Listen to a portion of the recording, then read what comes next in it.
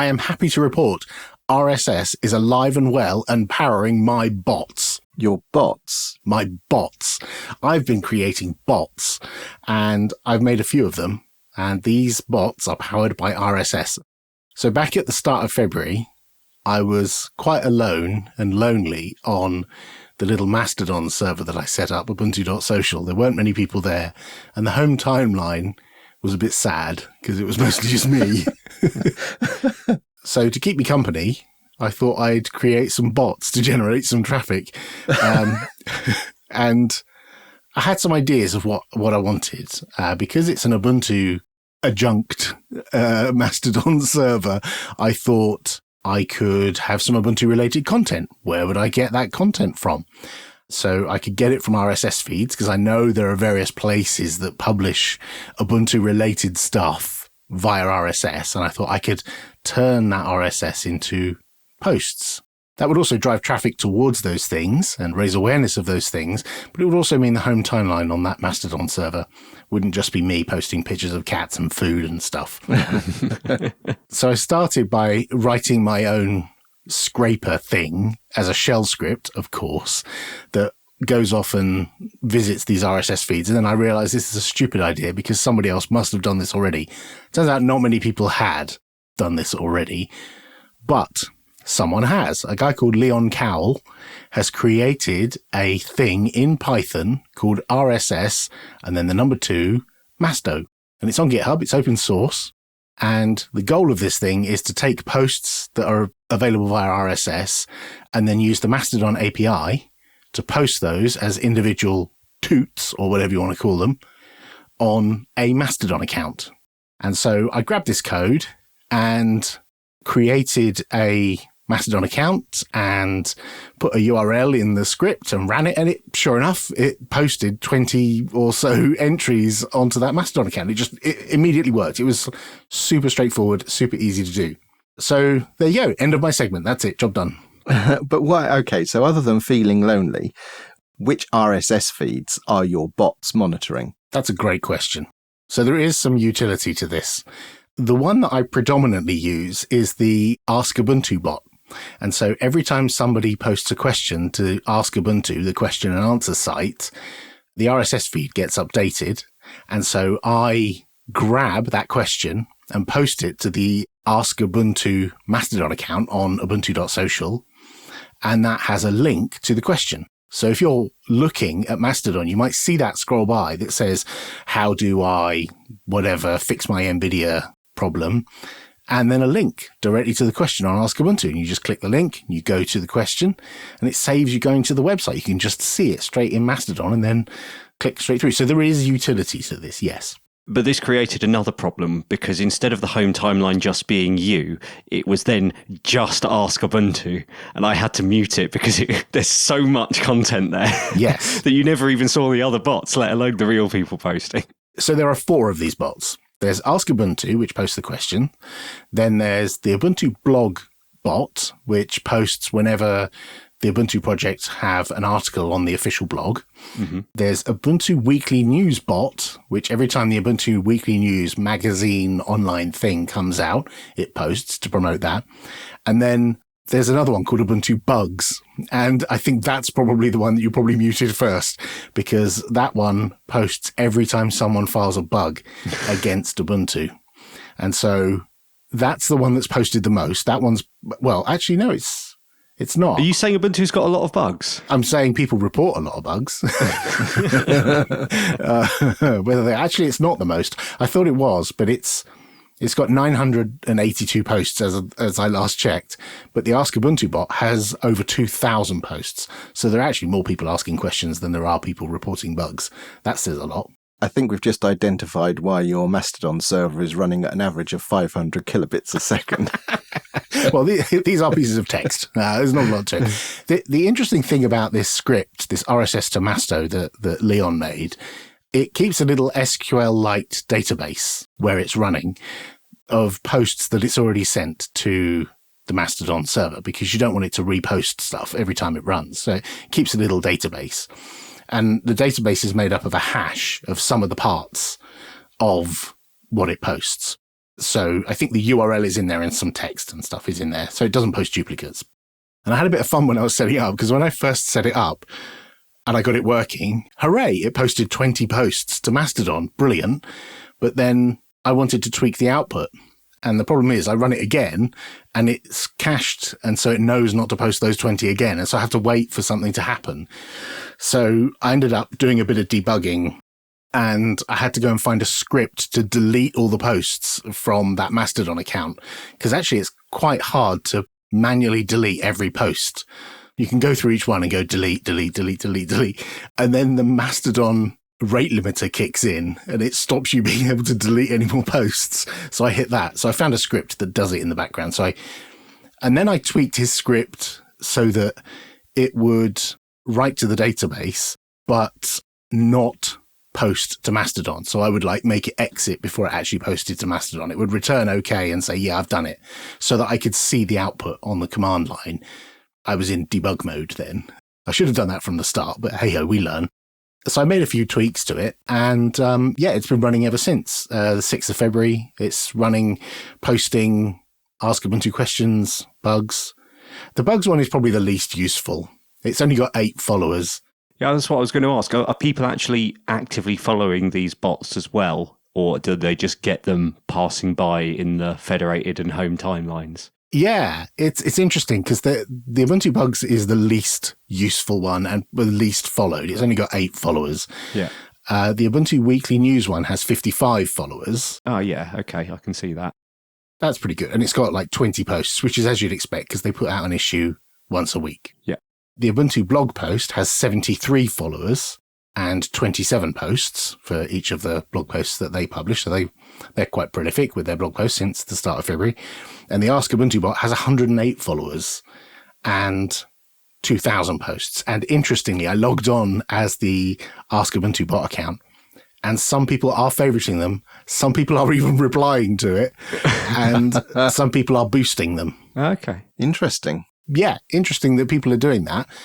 I personally just click through sometimes and just answer a question if I see something interesting go by. The fun part is I extract the tags. I modified the script so it extracts the tags out of the post from Ask Ubuntu and turns those into hashtags on Mastodon.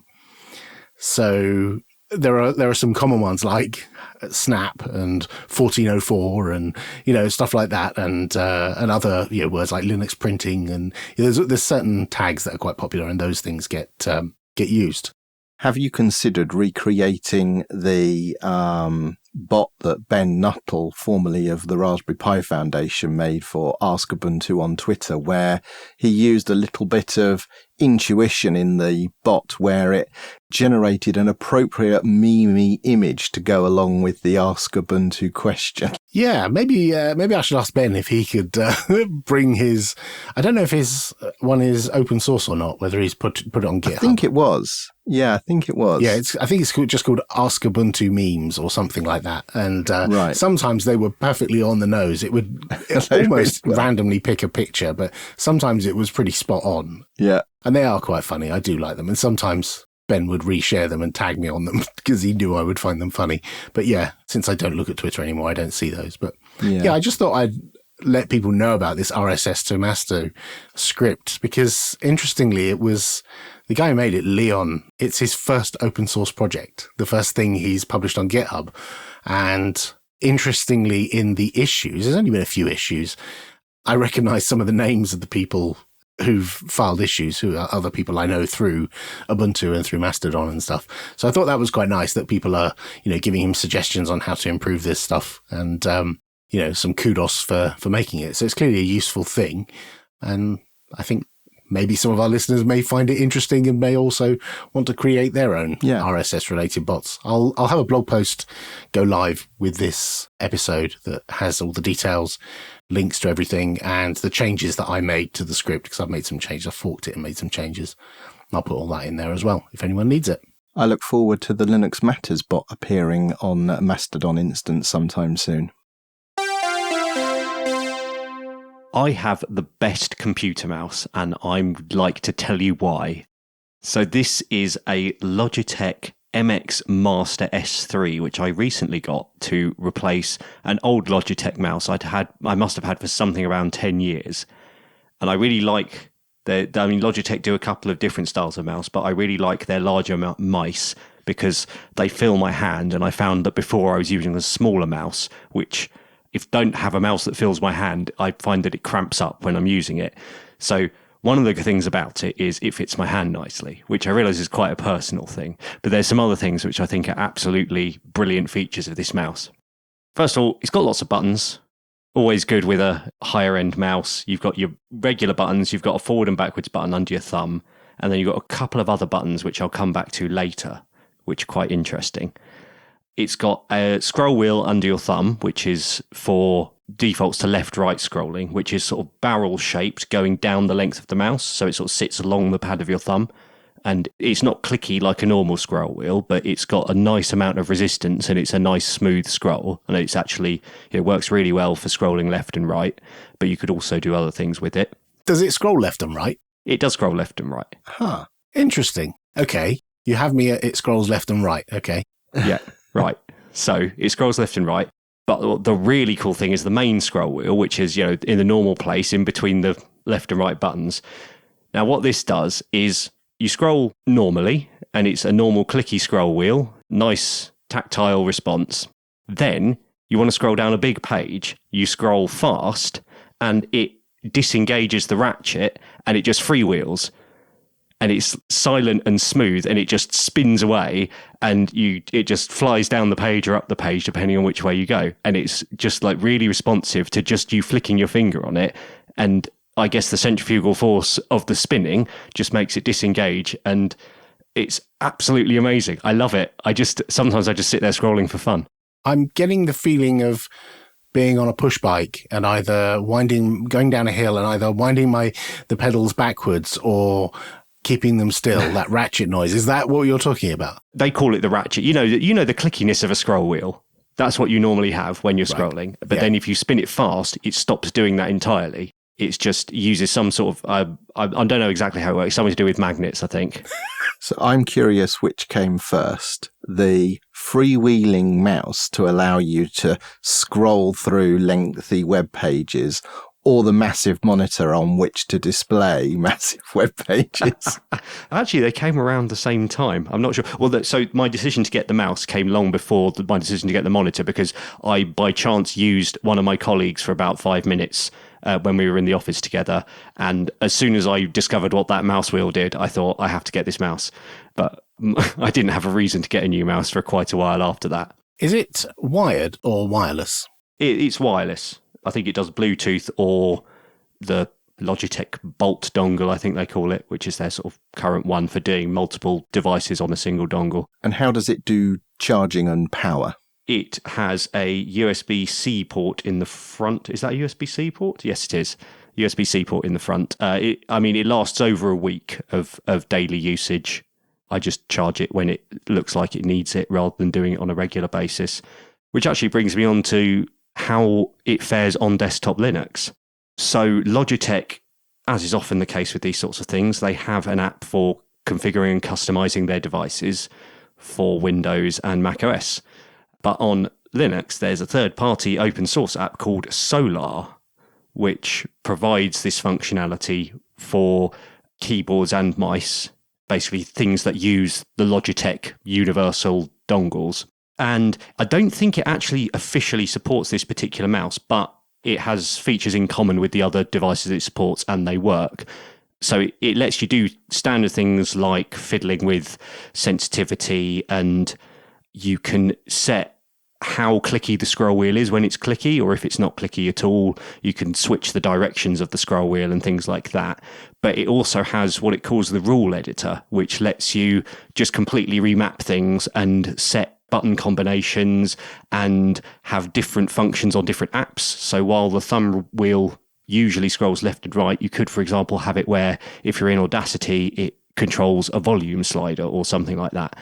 I think the idea is from one of Logitech's keyboards where they have this sort of knob on it. I think they call it the crown, and you can use that in different applications. And so this is sort of the implementation of that, but you can use it you could have it so that when you've got a button pressed on the mouse and you use the thumb scroll wheel, it does something different, or it does something different, but only in a certain app and so on. When you first introduced this, I was thinking there's no possible way he can beat the mouse that I have. And the key thing that I love about the mouse that I have, it's also a Logitech. It's also wireless. Yes. But it's also wired. Ah. It does both. And the charging cable you put in the end makes it wired. And the mouse just transitions from wired to wireless as soon as you unplug it. If you want to like move it across the room, or you want to unplug it to get a bit more freedom, it moves across the room, which is why I asked whether this one was wired or wireless. It's a stupid thing, but I quite like the fact that it is both. I haven't actually tried plugging it in to the computer via a USB cable. I just have a separate charging cable by my desk, which I use. So it might do that. I've never actually explored it. Maybe I'll update in a future episode. As a left-hander, I'm interested to know, is it a sort of an ambidextrous or neutral arrangement, or is it made for the 90%? No, unfortunately, this has a sort of a thumb shelf on one side. I'm not sure if they do I think they might do a left-handed version as well, but no, this is not an ambidextrous mouse. But that brings me on to another interesting thing, is that I said there were two other buttons. One of them is on the top of the mouse, sort of back from the scroll wheel, which by default is for switching. You can completely switch the clickiness of the scroll wheel off, basically, by default, by clicking that button. I actually have it remapped to the super key, so that on Gnome, I can click it and it gives me the sort of present windows or the switch workspaces view, which is quite nice. And then you can scroll between workspaces using the thumb wheel, which is really sweet. But then the thumb pad actually has a button in the base. So if you push your thumb down onto the base, there's actually a 10th button there, which by default is for gestures. So if you hold your thumb down on there and do a gesture, like, move the mouse to the right or to the left or up and then right, you can then map that to something, which can be a key combination, or you could launch a script or whatever you want. I've not yet found something that's super useful for, so I'm still exploring that feature of it a bit. So in an update, there is not a left-handed version. Oh. There is a petition on change.org for them to make left-handed ones. Yes, I can see why people would be that passionate. Because you love this mouse so much, you mean? Exactly. If I was left-handed, I would want a left-handed version of this to exist. The slight sadness I have found in this is all of this cool remapping stuff on Wayland is a complete non-starter. It just doesn't work. There's some stuff on the Solar GitHub page about how some things might work if you've got certain bits of X input libraries, and some things can be made to work and some things will just never work. There's a conversation in an issue about how having different functions for different applications could work if you had a GNOME extension, or someone wrote a GNOME extension that enabled it, but then that would only work on GNOME. You'd have to then have something else for KDE. So this led me, having used, since I upgraded to 2204, I've been on Wayland because it was the default desktop. I had no reason to switch, and this has now actually switched me back to Xorg. Interesting. Yes. So, have I convinced you that this is the best mouse? Well, interestingly, almost, because I do use, for example, Mastodon, I use the advanced interface, which is very wide and too wide for my display. Mm-hmm. And so I do horizontally scroll sometimes. And I find myself grabbing the horizontal scroll bar and sliding it across, which is just ludicrous. When I'm on a laptop with a touch point, I can scroll left and right by holding my thumb on the middle button and scrolling left and right. But I don't have a mouse that scrolls left and right. And so I kind of like that thumb wheel thing. But it's a bit, I don't know, that mouse is a bit ugly, in my opinion. But I might like the inertial scrolling wheel as well. And I think, even though I've only just bought this one, I think I might move this to my gaming computer and then get one of these. That'll be an excuse to get one of these. I'll put it on my birthday list with everything else. If it helps, you don't have to look at it while you're using it. Yeah, you're right. Sold. Linux Matters is part of the Late Night Linux family. If you enjoy the show, please consider supporting us and the rest of the Late Night Linux team using the PayPal or Patreon links at linuxmatters.sh/support. For $5 a month on Patreon, you can enjoy an ad-free feed of our show, or for $10 get access to all the Late Night Linux shows ad-free. You can get in touch with us via email, show@linuxmatters.sh, or chat with other listeners in our Telegram group. All the details are at linuxmatters.sh/contact. I've automated a load of repetitive tasks on my desktop using the Stream Deck. This is the Don't you mean the Steam Deck? They sent together. It is such a close name collision, it drives me mad. It infuriated me at the time because I was like, how could Valve do this, right? The Stream Deck is a well-known thing. And now these days, I've got Stream Decks, but I type it and say it wrong all the time. And I'm sure I'm going to trip over myself whilst we discuss this. So Don't if worry, I we'll say tell you. We'll let you know. Steam Deck, that's not what I mean. Maybe you should say Stream Deck a few times in lots of different cadences, and then Joe can slot it in at the points where you say it wrong. So if you hear Martin go Stream Deck partway through, you know he's done it wrong. Anyway, what have you done?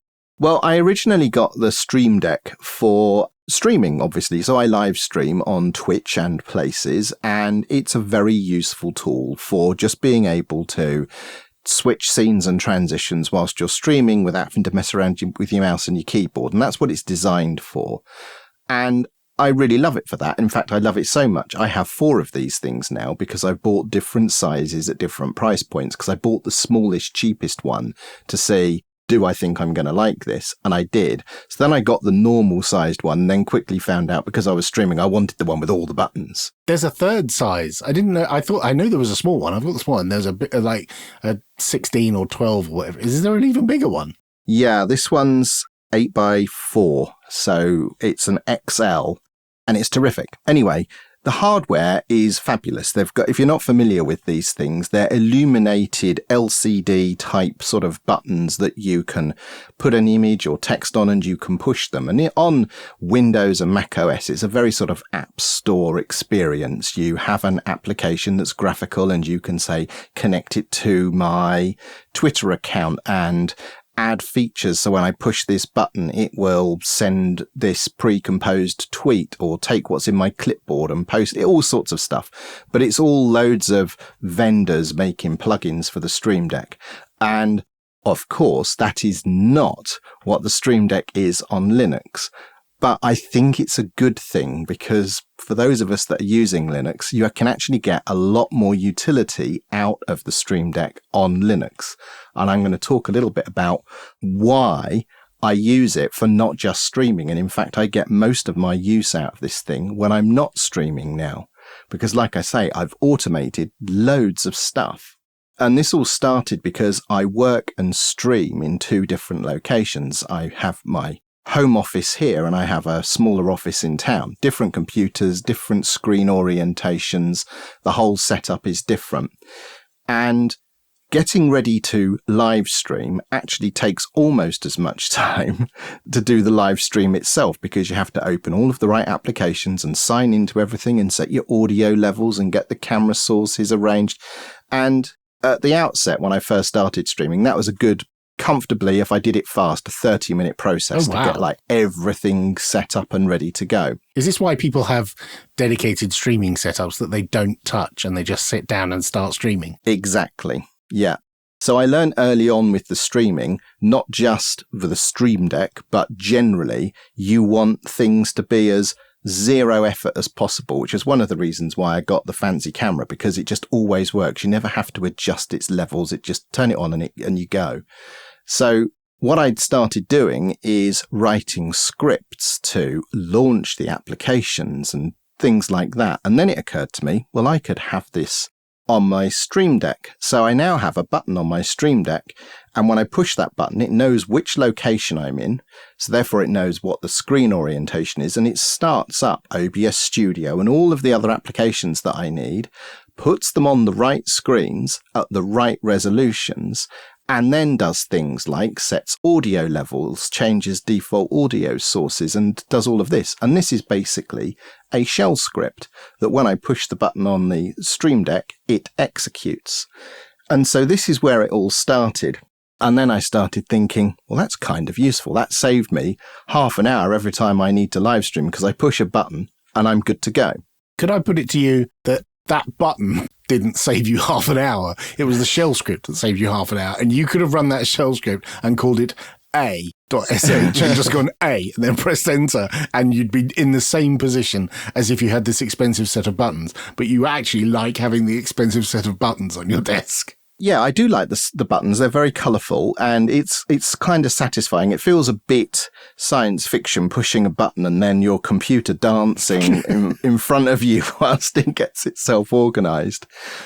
So then I went off hunting, because the main way that you get all of this going is you have a bunch of command line utilities that you effectively bind. So obviously you need some software in order to do that. So if you go Googling for Stream Deck and Linux, you will inevitably find Stream Deck UI. That's where I started. I think that's what most people use. It's a Python application. It's perfectly fine. But the graphical application and the functionality of driving the Stream Deck are combined into one thing. So you have to have the graphical application running. And the Python dependencies are massive, and it's a bit of a faff to actually set up and get working. So some time ago, I moved to a thing called Unix Stream Deck, where it separates the user interface, the thing you use to configure it, from the back end that actually drives all of the hardware and all the rest of it. And I used that for a couple of years, and I'm very happy with it, or was very happy with it, except that it hasn't seen much maintenance recently. And in fact, the last commits were from myself and Yannick like 2 years ago. And then recently I found a tool called Deckmaster, and this is what I'm using now. And it's brilliant because it brings some of that useful integration that you get from the official Stream Deck client to Linux, because this thing is Linux aware. So it's a Go application. It's on GitHub. It has no GUI, and that's a good thing, and I'll explain why in a moment. And it supports multiple Stream Deck form factors automatically. So it can tell if you've got multiple devices, and it will automatically pick a configuration for the Stream Deck that you have that matches the form factor. So when I plug them into different computers, they just magically auto-configure themselves based on the configurations that I have. But what it's really good at is it knows about dbus. It knows how to integrate with time services and weather. It can monitor your system and CPU performance, and all of the buttons automatically display graphs and stuff like this. You can even just ping an image at it, and it turns the whole thing into like a picture display. So you can actually have it as like a picture postcard type arrangement. But where it really gets powerful is when you run a command, and there's a whole bunch of tools. So I've got my Stream Deck now running all of my OBS stuff, but also things like my Hue lights. I have buttons on my Stream Deck to control my Hue lights as well, because at the end of the day, you just have to call a utility with some options in order to set things up. But most recently, the thing that I love about this more than anything else is I now have a button for my day-to-day work. So when I sit down at my computer in the morning, I push a button, a bit like when I live stream, and all 8 workspaces have all of the appropriate applications launched and correctly sized and aligned across all of the 8 workspaces. The way I use my desktop Linux is I have Super 1 to 8 as my workspaces, and I have the same applications across those 8 workspaces on every computer. So if I want to web browse, it's Super 1. If I want to do email, it's Super 2. If I want to live stream, it's on 6. It's always consistent. And I just love the fact that this automatically starts that stuff up. But I have a button for when I do the shopping at the weekend, and I even have a button for when we do this podcast now. So now I have a podcast button, and all of the applications that we use auto start. And again, audio levels and sources are all automatically configured, and it's just saving me a bunch of time. I thought when you said you pressed a button and it did all your work, I thought you were going to say it launched ChatGPT and like started programming for you, and that's it. Like, you're done. All you need is a button that launches that Hollywood program with loads of like Matrix style screens everywhere, and you're done. Yeah, maybe I should do something like that. I really love this. It's turned out to be a really useful tool, and it's also now my audio playback tool. So I have a screen just for selecting playlists that I want to listen to and changing the volume, skipping tracks, pausing the music, all of that sort of stuff. If you've got a Stream Deck and you haven't been using it because you're not live streaming, you can turn it into a really nifty multimedia desktop automation device. I think actually this is very helpful for me because I've got the little Diddy one with only 6 buttons. And actually that lends itself to media buttons. Yeah. I'd really like that. My keyboard has no media buttons. It's got volume and mute, and that's it. I've got no forward and backward. And many years ago, I soldered with a breadboard, not soldered, but I constructed with a breadboard and a little Arduino, an external keyboard with 3 buttons on it because my ThinkPad keyboard had no media control keys. And now I've got a pretty one with little displays on it. I could totally do that. How hard is it to configure with this? What is it called? Deckmaster? It's Deckmaster, yes. Right. It's really easy. So the other tools I've used can be configured using a text editor, of course, but they're not designed to be configured that way. So consequently, it's a big fat mess of JSON, and it's very difficult to actually unpick things. Deckmaster is designed to be hand-edited configuration, and the configuration file is for humans. So it's really, really easy to use. And the other advantage it has is that unlike the other applications where you only get 10 pages of buttons, Deckmaster can have a button that loads a deck. So on your 6-button Stream Deck, you really only have 5 buttons because you always need one to go somewhere. But you can have unlimited pages with Deckmaster because a button can just be load a whole new deck entirely.